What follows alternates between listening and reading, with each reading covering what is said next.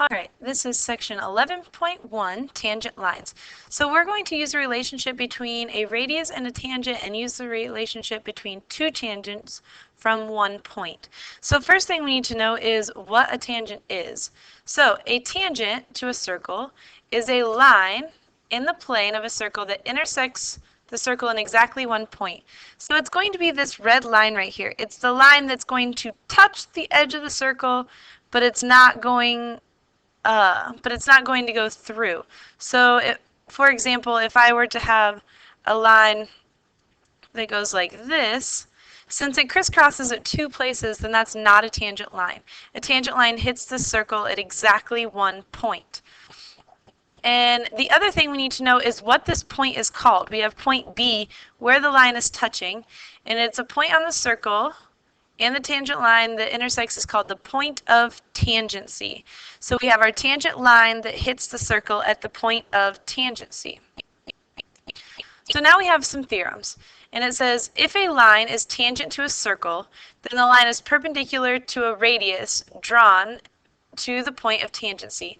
All this is saying is from point O to P, that is perpendicular to our tangent line. So it says AB is perpendicular to OP. And now we have our example, and it says, assume that lines that appear to be tangent are tangent. O is the center of the circle, find the value of x. So if I know this is my center, and this is my line that appears to be tangent because I could extend it going this way, and it would be my tangent line. And this theorem tells me that my radius from 0 to the edge of the circle is perpendicular to my tangent line. So I know that this here is a right angle. So if this is a right angle, then I know it's 90 degrees. And then you should also know that a triangle is 180 degrees. So I have x plus 90 plus 43 is equal to 180. So then I have x plus 43 equals 90 if I subtract 90 from both sides. Then I get x is equal to 47 degrees. So all you need to know is that your tangent line is perpendicular to your radius in your circle. Make a giant star in your notes. Tangent line is perpendicular to radius when they meet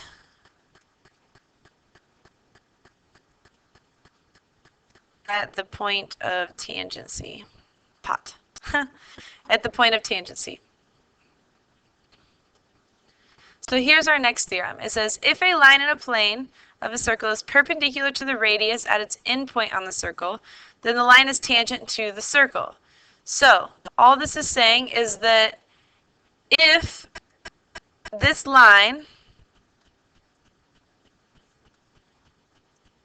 is perpendicular, then this line is tangent. So it's basically the opposite of what we just did before. It's saying if this line here is perpendicular, then this line is a tangent line.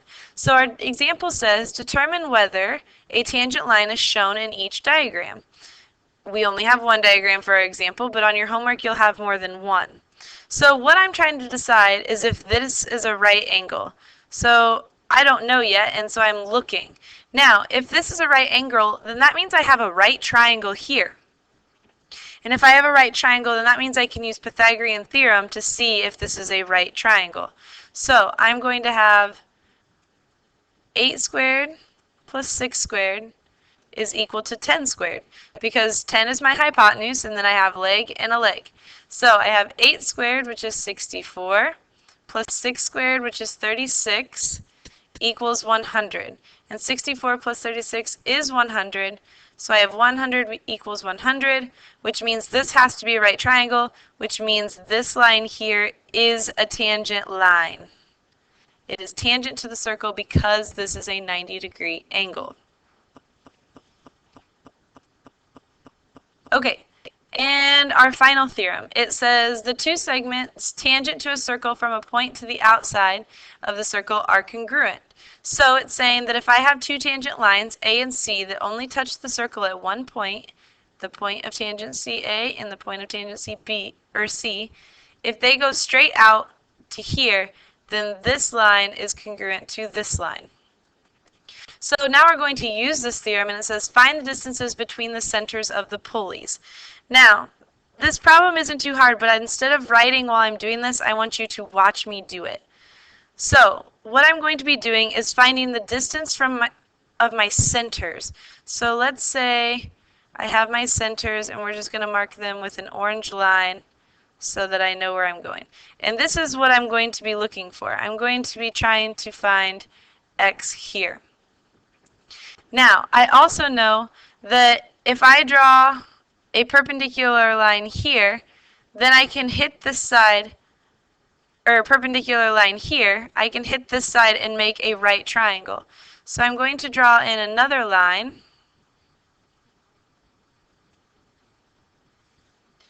from this center and this way, and it's got to be perpendicular in order to make a right triangle.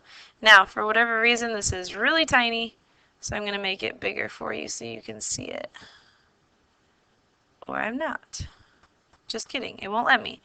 Okay, but I do know that there's a right angle right here. That's a right angle.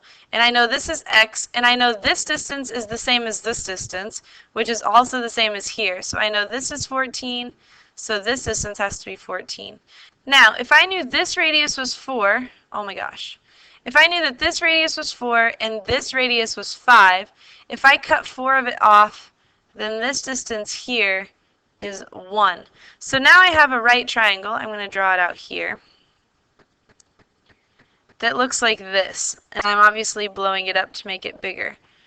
Ah. Sorry. There's that line. And this line goes out here.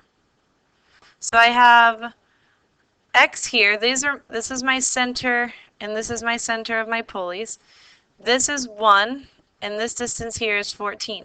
So, and I know that this is a right angle. So I can find the value of x by using the Pythagorean theorem. So I'm going to have 14 squared plus 1 squared is equal to x squared.